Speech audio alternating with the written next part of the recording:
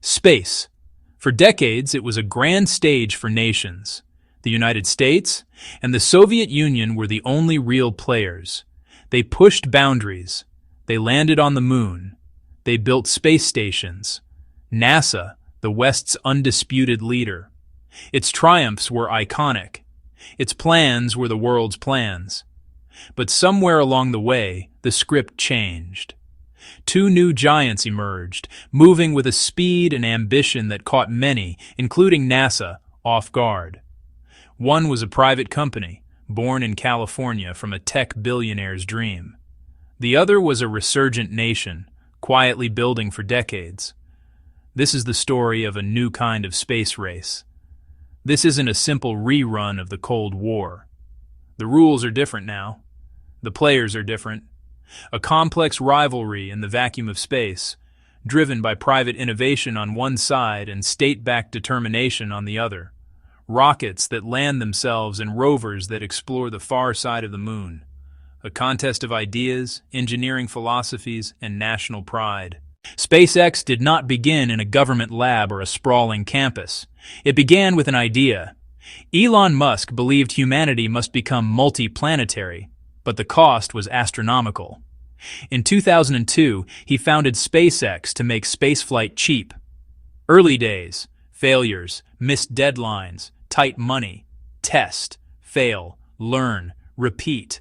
A software-style iteration in a cautious industry, a small, young, driven team in a California warehouse.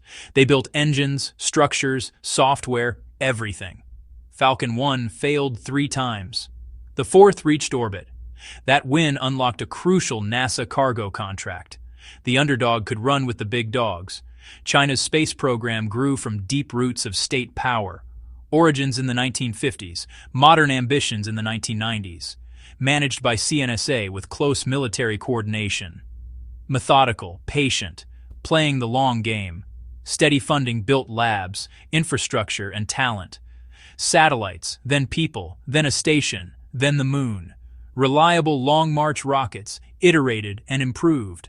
A slow, steady, relentless march, backed by the state.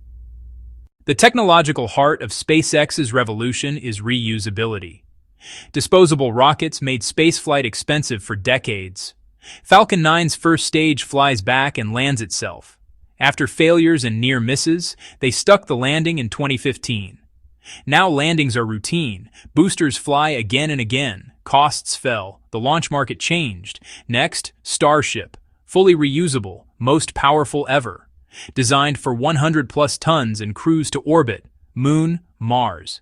A public spectacle of explosive tests and rapid design. NASA tapped Starship as the Artemis lunar lander. If it works, Mars becomes not just possible, affordable. China's workhorse, the Long March family. Reliable, expendable rockets across mission classes. Long March 5 lifts big modules and ambitious lunar craft. China is developing reusability to compete, and eyeing Long March 9 for crewed lunar missions in the 2030s. Progress emerges via state announcements, results speak, systematically building power to match and sometimes exceed rivals. 2012, first private cargo to the ISS. 2020, Crew Dragon ends U.S. reliance on Soyuz. Regular astronaut flights, dominant commercial cadence. Starlink drives an unprecedented launch tempo. And now, Starship for the Moon. 2003, third nation to launch humans to orbit. Step-by-step Tiangong, completed in just over a year. Farside first, samples returned after decades. Mars rover on the first attempt.